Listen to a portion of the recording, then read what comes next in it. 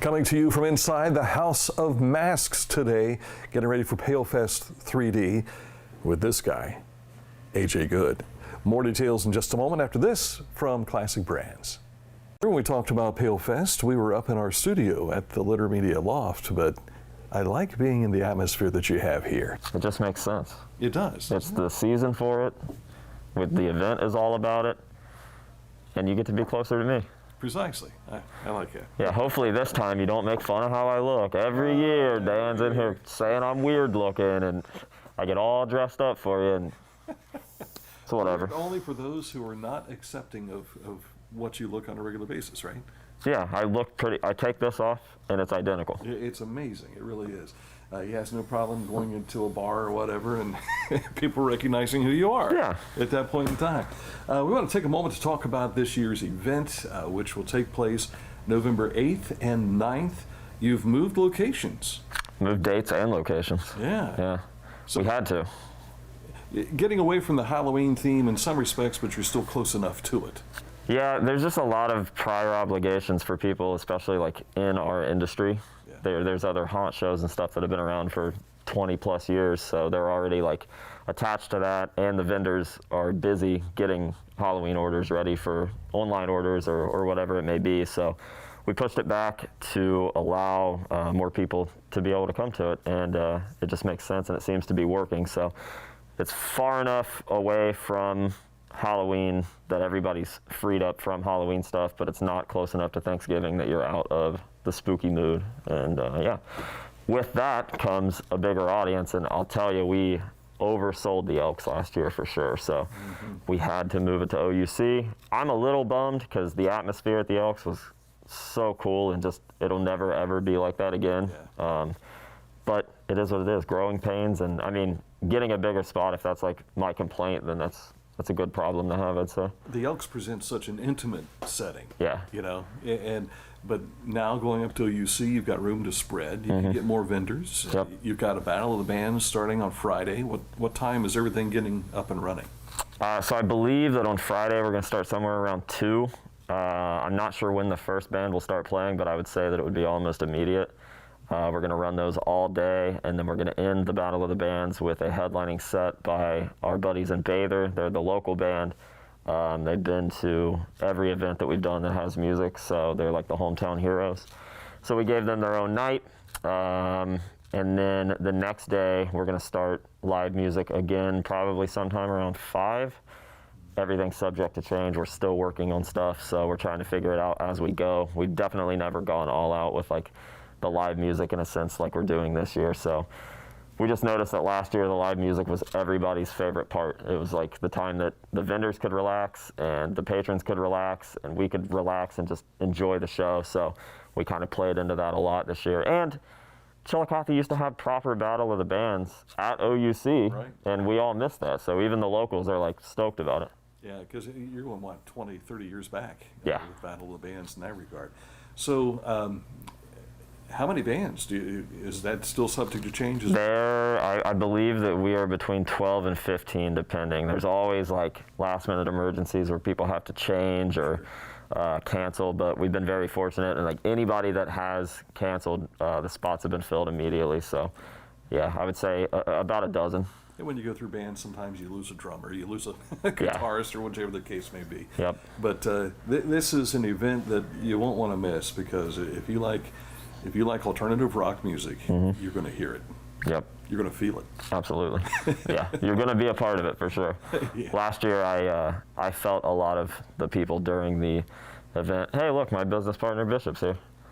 He can't get in though because the door's locked. Anyways, that's the other half of PALEFEST, and we're just going to leave him outside for the remainder of this interview.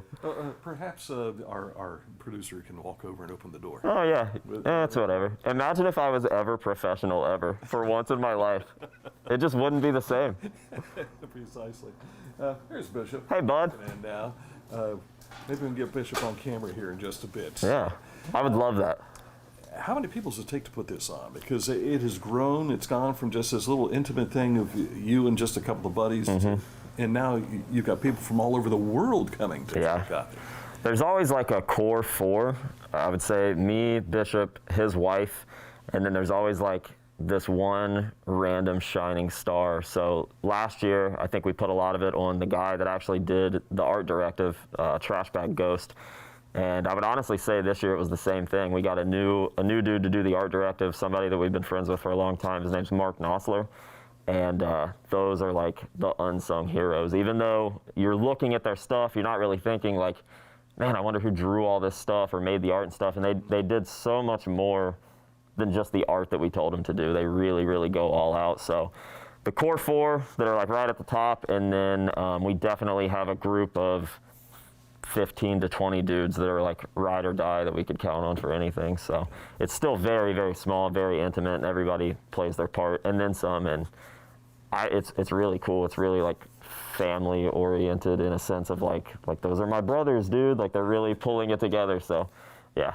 And even the vendors and going and visiting and shopping all the horror stuff that's available, that's family friendly as well. Yeah, we keep everything family friendly. Like I'm not into extremely like overly sexualized stuff. I think that's cringy. Obviously, I'm a very like sober individual.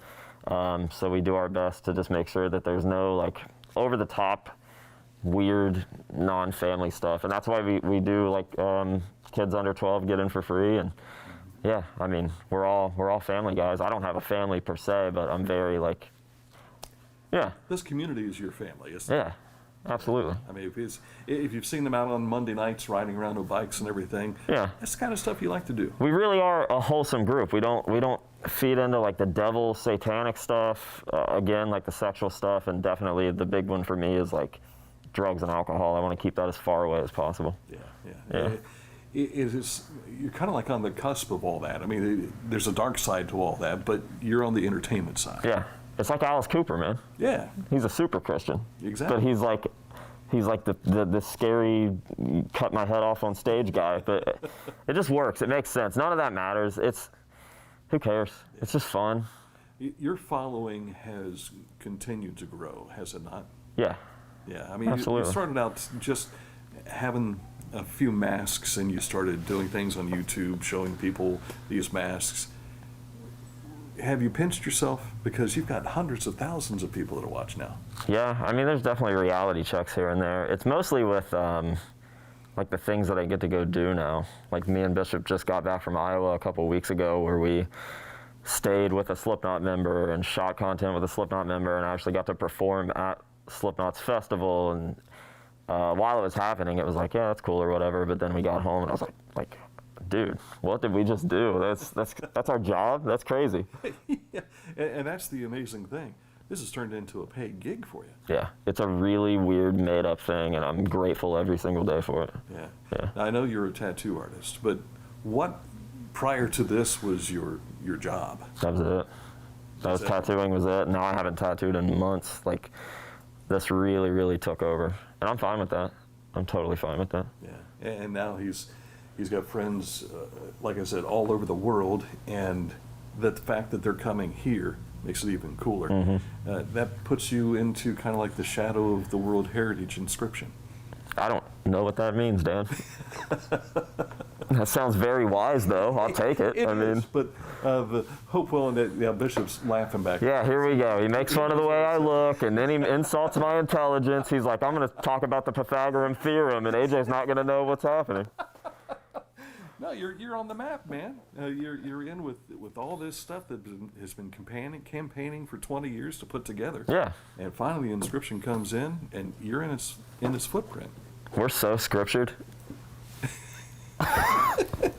Again, imagine if I was ever professional. I'm sorry. No, he is professional. I tell you, a business mind is what this kid has, and I can still call you a kid because you're 30 years younger than me.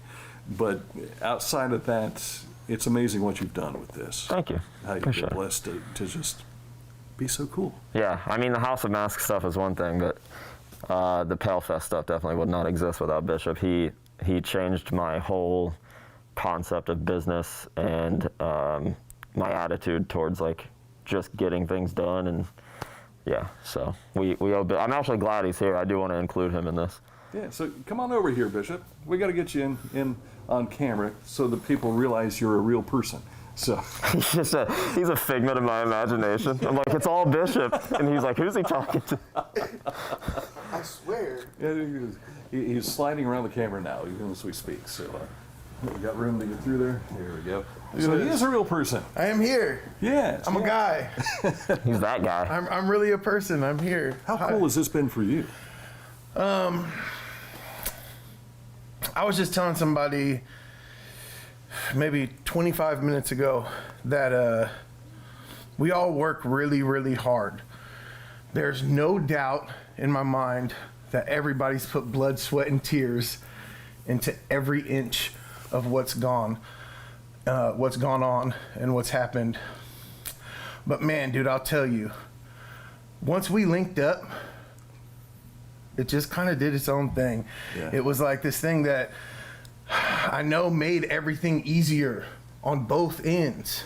It was like, it was something very special. And like he said, now it is weird because now everything is this family orientated thing where we're talking to each other, huge group chats of people all the way until 1, 2 in the morning, getting out little kinks of everything.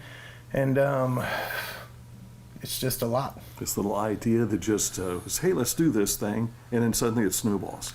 He had a lot of faith in it because he moved from California to do this. He moved here from California to get this done, so. It was a weird thing. We were out in California, and I think there's just a different mindset when it comes to what this is out there.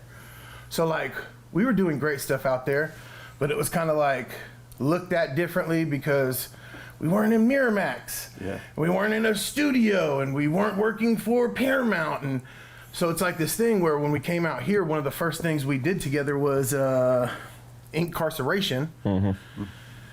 We set up a booth at Incarceration, and I got to sit there for 3 days, and people walk up, hey, what do you guys do? Oh, my buddy runs a YouTube channel, over 180,000 subscribers. Oh, da, da, da. And then, oh, I make masks. We make them out of my basement. I take care of my family off of it. The response was different. It was, wow, that's success. Mm-hmm. That's cool. You guys get to do that, and you guys get to do it and take care of your people doing it. They wanted to support that, whereas it was harder to get that support in other places. And then, dude, like, it did turn into this thing. All of this is something AJ never wanted to open up. He still doesn't like opening it up. So when I got down here and I saw it, and I was like, dude, what are we doing? Like we have to do something. Like there has to be some way to get people in here to see it. Because just can't be your hobby. No, this is everybody's hobby. So now we have to share it with everybody. And I think I was able to convince him for one day. He was like, one day out of the year, dude. And then that turned into the open house. He wanted to do the open house, and we did the open house. And then, dude, it just we realized like quickly, like there's a home for the people that want to be a part of this thing, and it is here for sure. Yeah. Is there any place else like this in the world, do you think? No, because there's layers of like what this place is. Like, it's the House of Masks, but it's also Chillicothe, and then it's also Ohio. And I'm telling you, like, we have people from the States, people come from Texas, people come from California, people come from wherever, but then there's people from New Zealand and the UK and Australia, and they all say the same thing. Like, it just has an aura, and the businesses that people get to go into, and the people that they get to meet here that you would never cross paths with under any other circumstance. It's crazy. So there is like the physical location of just the building and what's here and how everything's set up, and then there's the town itself and like the essence that it carries, and then the people that you meet in the town, and it's all very whatever the word for that would be. Yeah. Good. It's like this year. AJ good. Yeah. AJ good. This year, for instance, we have like a whole table, it's called the Shop Local table, and it's just a table that you can walk up and get some of the best recommendations in town. Oh, nice. Just have our friends tell you about some of the coolest stuff that's happening, whatever. Here, this place does this place does that, this place. Because it's more of it's turned into like, yeah, we integrated ourselves within like the fan base that had like things like this, but now it's crazy because it seems like there's some secondary integration with the locals as well. Yeah. And we love it. And we would like people to just love it as much as we do. Yeah, and the locals, they finally say, hey, there's something big going on in Chillicothe. I think they started realizing it when their businesses were benefiting. Like, they could see it, and outsider perspective, like, you don't really know what's going on. It's just like, oh yeah, the mask guy's doing the mask thing or whatever. But all of a sudden, all of their Airbnbs were sold out that weekend. And all of a sudden, these restaurants and bars started getting like new patrons from out of town that would sit there and like love to talk about everything while spending their money at those businesses. So we definitely got our flowers after the open house thing. People were really stoked about it. Yeah, the first time you sell out all the hotels and all that stuff, then everybody's like, oh, okay. We understand. No. You're doing the things that like the Southern Ohio Forest Rally is doing. You know, you're bringing people here, and it's noticed. And so that just changes everything for what you started just 3 years ago. Yeah, whenever Chillicothe is proud of me, it means way more than like any amount of money I would make, or even people in the hobby that are like, man, that's so cool that you're doing that, because they already know, and like they got to kind of be a part of it too. So it was like this gradual thing that when Chillicothe, it's like an outside force, is like thankful and thinks that it's cool. I'm like, man, that it's like being in the Gazette. Right? Like, it's not a big deal, and I've done it a million times, and I've been in way bigger publications and stuff, and there's still like that hometown pride about like, hey, I made it in the Gazette again. Yeah. I just think that's cool. My boy's on the front page. Yeah. Yeah. I can't tell who he is, but Mama, we he's made got a mask it. on. I'm gonna go buy 6 copies of that for some reason. Yeah. Yeah. Me too. I love it. I have mine hung up. All of them. Same, all of them. Yeah. In a frame. Yeah. Yeah, very nice. We very love nice. it. We love it. Of course, this again is November 8th and 9th. Yep. Have you guys gone over the festivities? We have, Okay, perfect. unless there's something you want to add.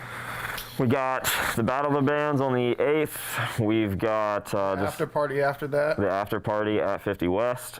We've got the big convention day Saturday, which will also feature live music in the evening.